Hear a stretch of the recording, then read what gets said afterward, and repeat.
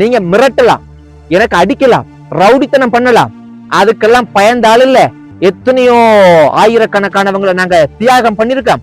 அப்படி இப்படி எல்லாம் சும்மா வரலாறுகள்லாம் எடுத்து சும்மா தெளிச்சு கதைக்கிறப்பா முரண்டு போயிட்டாங்க.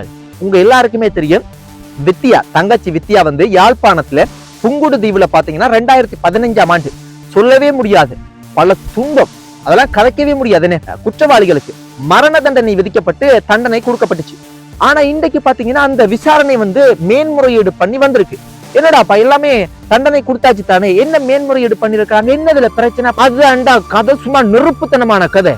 இந்த மாதிரிக்கு கதைக்கக்கூடிய ஆளுமையான ஒரு அரசியல்வாதி எங்கட சமூகத்துக்கு கட்டாயம் தேவை. இலங்கை நாட்டுல இனிமே தியேட்டருக்கோ டிவில போன்ல சினிமா திரைப்படம் எல்லாம் நீங்க பார்க்க தேவையில்லை. பாராளுமன்ற வீடியோவை பாத்தீங்கன்னா அதே பெரிய சினிமா.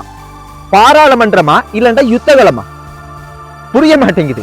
இன்றைக்கு கடற்றொழில் அமைச்சர் சந்திரசேகரன் ஐயாவுக்கும் வைத்தியர் அர்ச்சுனா அவருக்கும் பெரிய போர்க்களமே யுத்தமே நடந்துச்சுடாப்பா. பார்க்கும்போது என்னடாப்பா இப்படி எல்லாம் கேட்கிறாங்க. இலங்கை நாட்டுல பயங்கரவாத தடை சட்டம் இருக்கா இல்லையா? வைத்தியர் அர்ச்சுனா அவர் முஸ்பாத்தியா கதைச்சாலும் சில சமயத்துல நான் செய்யற அரசியல் யாருமே செய்யலாம் அந்த மாதிரிக்கு சும்மா தெரிய மாதிரி இருக்கிறேன், அப்படி கதைக்கிறேன்.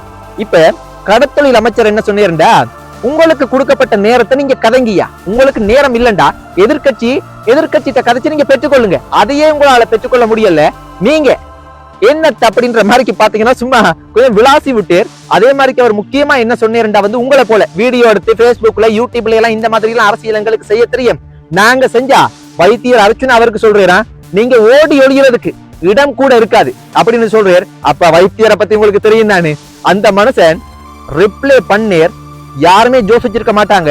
இலங்கை நாட்டுல பயங்கரவாத தடை சட்டம் இருக்குது, தலைவர் பெயரை சொல்ல முடியாது, இயக்கத்துக்கு அதாவது விடுதலை புலிகளுக்கு சார்பாக நடந்து கொள்ள முடியாது, சில விஷயத்தை செய்யவே முடியாது. ஆனா அவருக்கு பவர் இருக்குது, பாராளுமன்ற உறுப்பினர், அதனால கதைக்கிறேன். ஆனாலும் பயங்கரவாத தடை சட்டத்தை மீறி கதைச்ச மாதிரிக்கு என்ன கதராப்பா. அதை பார்க்கும்போது என்னதான் முஸ்பாத்தியா கதைச்சாலும் வேற லெவல்ராப்பா.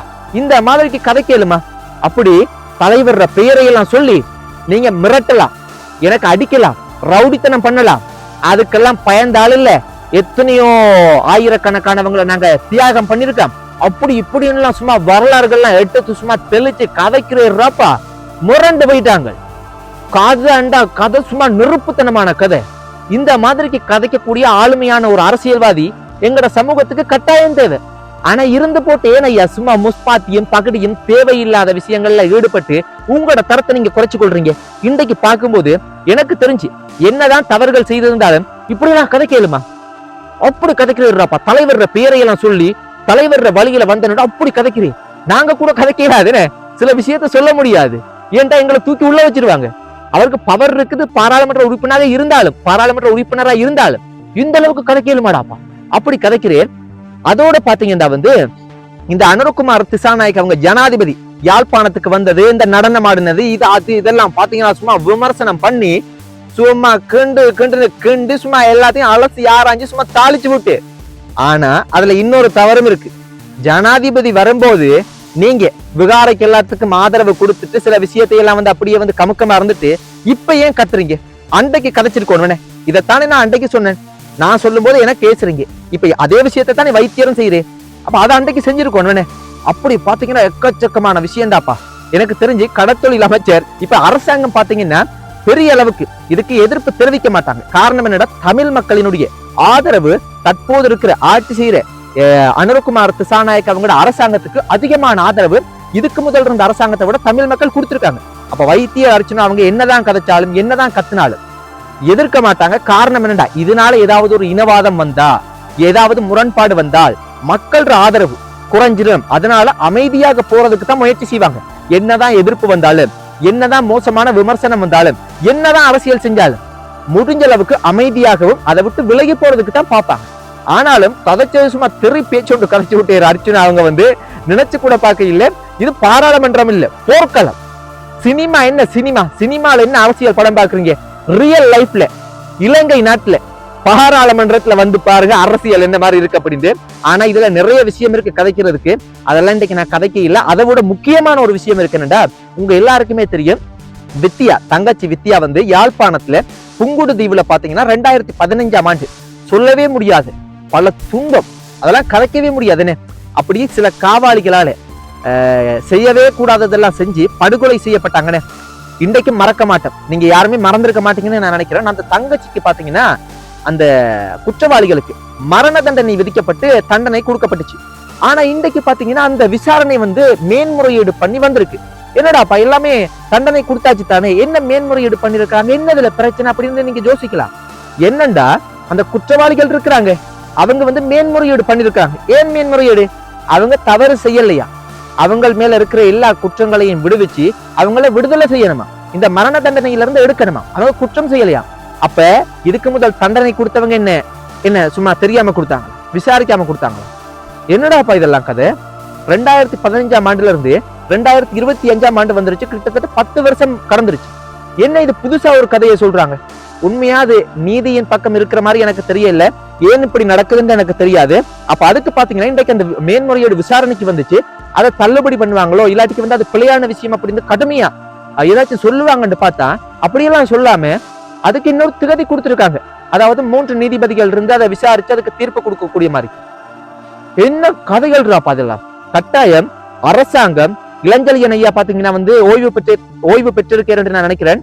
அவரும் பார்த்தாலும் அவருக்கு தெரிஞ்சிருக்கணும், எனக்கு தெரிஞ்சிருக்கும் நான் நினைக்கிறேன். அப்புறம் பாத்தீங்கன்னா இது சம்பந்தப்பட்ட முக்கியமான நீதிபதிகள், அதிகாரிகள், முக்கியமான இந்த எங்கட சமூகத்துல ஆர்வம் இருக்கிறவங்க இதுல கவனம் செலுத்துங்க. இல்லண்டா இது அப்படியே நைசா சத்தம் இல்லாம மழுக்கடிக்கப்பட்டு இதுக்கு வேலையை பார்த்து விட்டுருவாங்க.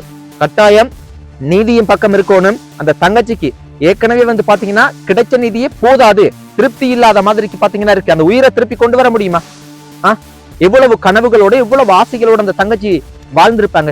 ஒரு படிக்க போன பள்ளிக்கூட மாணவியனே அதை போட்டு சித்திரவதை பண்ணி கொலை செஞ்சு என்னென்னமோலாம் பண்ணி அப்ப உங்களை எல்லாம் கட்டி வச்சு அடிக்கணும். ஏதோ தப்பிச்சிங்க பொழைச்சிங்க அப்படின்னு உங்களை உள்ள தூக்கி வச்சிருக்காங்க, அதனால நீங்க பொழைச்சிங்க. அப்படியே நீங்க இதுல இருந்தெல்லாம் தப்பிச்சு வெளியே வந்தா மக்கள் விடுவாங்கன்னு நினைக்கிறீங்களா? கட்டாயம் இதுல யாருமே நீதியின் பக்கம் இல்லாம அநீதியின் பக்கம் நின்றீங்கண்டா உங்களுடைய நிலைமையை யோசிச்சு பாருங்க. அவ்வளவுதான் நான் சொல்லுவேன், அதுக்கு மேல கதைக்க விருப்பப்படலை. இன்னொரு விஷயம் பாத்தீங்கன்னா நேற்றைய தினம் யாழ்ப்பாணத்துல பல்கலைக்கழகத்துல படிக்கக்கூடிய பல்கலைக்கழக மாணவி அவங்க ஒரு இடத்துல ஒரு வீட்டுல பாத்தீங்கன்னா ஒரு தண்டபால ரெயின் போகக்கூடிய தண்டபாலத்துக்கு பக்கத்துல ஒரு வீட்டுல தங்கி இருந்திருக்காங்க, வளமையா தங்கி இருக்காங்க போல இருக்கு. அப்ப அங்க பாத்தீங்கன்னா நேற்று இரவு ஹூண்டு கடுமையா சத்தம் போட்டிருக்காங்க. அப்ப என்னடாப்பா அந்த சத்தத்தை பார்த்து பக்கத்துல இருந்தவங்க எல்லாம் வீடு குதிச்சு உள்ளுக்கு போய் பார்த்தா அந்த தங்கச்சி எந்த ஒரு ஆடையுமே இல்லாம வெறுமனைய இன்னும் 3 பொடியன்களும் இருந்திருக்காங்க. அவ யோசிச்சு பாருங்க, இந்த மாணவி யாருந்தா தென்னிலங்கையை சேர்ந்த சிங்கள மொழி பேசக்கூடிய ஒரு தங்கச்சி ஒருத்தவங்க. இப்ப நானே யோசிக்கிறேன், நான் சில இடங்கள்ல இந்த பல்கலைக்கழகத்துல படிக்கக்கூடிய சிங்கள மொழி பேசக்கூடிய மாணவிகள், இது இனவாதத்துக்காக கதைக்கல, நான் விஷயத்த சொல்றேன். எங்கட சமூகத்துல நாங்க எங்கட பிள்ளைகள் எங்கட தங்கச்சிமார்கள் உடுத்துற உடுப்பெல்லாம் பாத்தீங்கன்னா கொஞ்சம் வித்தியாசம், ஒரு நாகரிகமா இருக்கும். அவங்களோட கலாச்சாரம் கொஞ்சம் வித்தியாசம். அவங்க கொஞ்சம் அந்த ஆடைகள் நான் சொல்ல தேவையில்ல, உங்களுக்கு தெரியும் தானே. அப்ப நானே பார்த்திருக்கிறேன், எங்கட ஊர்ல எங்கட கேம்பஸ்ல எல்லாம் இப்படி போவாங்க, என்னடாப்பா இப்படி எல்லாம் உடுத்திட்டு போறாங்க, நம்மட பிள்ளைகள் தங்கச்சிமாரெல்லாம் பார்க்கக்குள்ள அதுகள் மீதுதானே விருப்பப்படுவாங்க அப்படின்ற மாதிரி தோணுறது. சரி, ஏதோ அதெல்லாம் நம்ம யோசிக்க கூடாது. இப்ப காலம் மாறிடுச்சுன்னு பார்த்தா இன்றைக்கு பாருங்க எவ்வளவு பெரிய ஒரு தவறான செயல். அப்ப அங்க இருக்கிற சமூகமும் சீர்கேடாதா? அப்ப அந்த புடிச்சுட்டாங்க அந்த 3 பொடியமார்களை, அவனுக்கு கெஞ்சாத குறைக்க கெஞ்சி எப்படியோ தப்பிச்சு ஓடிட்டாங்க. இப்படி ஒரு சம்பவம் பாத்தீங்கன்னா நேத்து நடந்திருக்கு. அப்ப இந்த மாதிரியான சம்பவத்தை எல்லாம் பார்க்கும்போது என்ன சொல்றேன்னு தெரியல. இதுகள் சம்பந்தப்பட்ட அதிகாரிகள், இது சம்பந்தப்பட்ட விஷயத்துல ஈடுபடக்கூடிய அரசாங்கம் சம்பந்தப்பட்ட அதிகாரிகள் இதுல கடுமையான நடவடிக்கை எடுக்கணுமா? ஏன் அப்படின்னா தொடர்ச்சியா நடக்கிறதுக்கு அனுமதிக்க கூடாது. இப்படி நடந்தா எதிர்காலத்துல எங்க சமூகத்தை யோசிச்சு பாருங்க. அப்புறம் அர்ச்சுனா அவர் சந்திரசேகரன் ஐயா அவங்க இன்றைக்கு பாராளுமன்றத்துல கதைச்சதை பார்க்கும்போது என்ன கதை பேச்சுடாப்பா. 2 பேரும் விட்டு கொடுக்கல, 2 பேரும் சும்மா யுத்தம் போர், ஒரு அமெரிக்காவும் ஈரானும் போர் நடக்கிற மாதிரி இருக்கு, ரஷ்யாவும் அமெரிக்காவும் போர் நடக்கிற மாதிரி தான் வைத்தியர் அர்ச்சுனாவும் சந்திரசேகரன் ஐயா அமைச்சர் சந்திரசேகரன் ஐயாவும் சும்மா முட்டி கொண்டாங்க. அதை பார்க்கும்போது என்ன மாதிரிடாப்பா இருக்குது. ஆனா இது எல்லாமே மக்களுக்கான அரசியலை 2 பேரும் செய்யுங்க. அரசாங்கமா இருக்கலாம், பாராளுமன்ற உறுப்பினர் அர்ச்சுனாவா இருக்கலாம், யாராவும் இருக்கட்டும், மக்களுக்கான அரசியலை செய்யணும். மக்களுக்குள்ள இனவாதத்தை குழப்பி பிரச்சனையை கொண்டு நிம்மதி இல்லாத சூழ்நிலையை ஏற்படுத்திடக்கூடாது. மக்களுக்கான அரசியலை எந்த அளவுக்கு இறங்கி செய்யுங்க, எந்த அளவுக்கு இறங்கி செஞ்சாலும் மக்களுக்கு இதனால பாதிப்பு வரக்கூடாது. அதுல யாராக இருந்தாலும் கவனத்தை செலுத்திக் கொள்ளணும். இது எல்லாத்தையும் பார்த்து போட்டு நீங்க பாக்குற நீங்க என்ன நினைக்கிறீங்க? உங்களோட கருத்துக்களை சொல்லுங்க. நன்றி.